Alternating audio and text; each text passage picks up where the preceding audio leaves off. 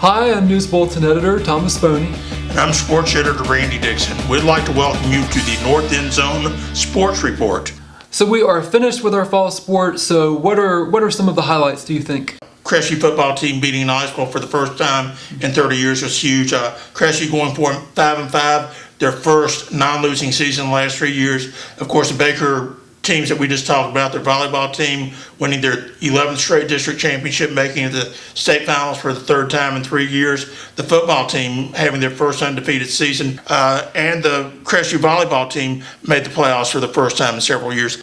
What can you tell us about the winter teams? Crestview girls basketball team, they've got a lot of rebuilding to do. They have one or two players coming back from next year, but they show some promise. I saw their basketball team, like we talked about, the boys basketball team last week in their tip-off classic. Later this week, I'll be going to see Laurel Hill boys and girls. There's some promising players coming up. Laurel Hill should have a good chance with the boys. Their girls should be better. Crestview, I think, will do okay with the boys.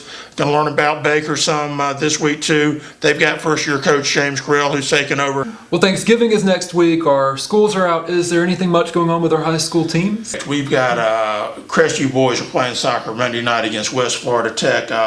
Baker's boys basketball teams over at Central.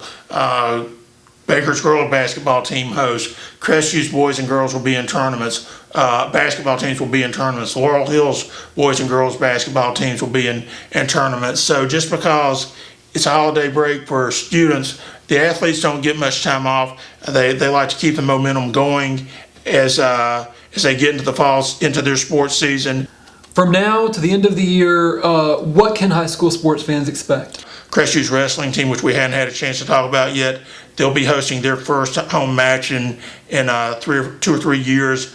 At the end of the year, there's always basketball tournaments, holiday basketball tournaments. I know that Crestview's boys are going to be in the Choctaw tournament. And the middle school sports will be getting started up to getting their volleyball, basketball, and soccer going full bore after Thanksgiving as well. I guess that brings us to the end of this North End Zone Sports Report.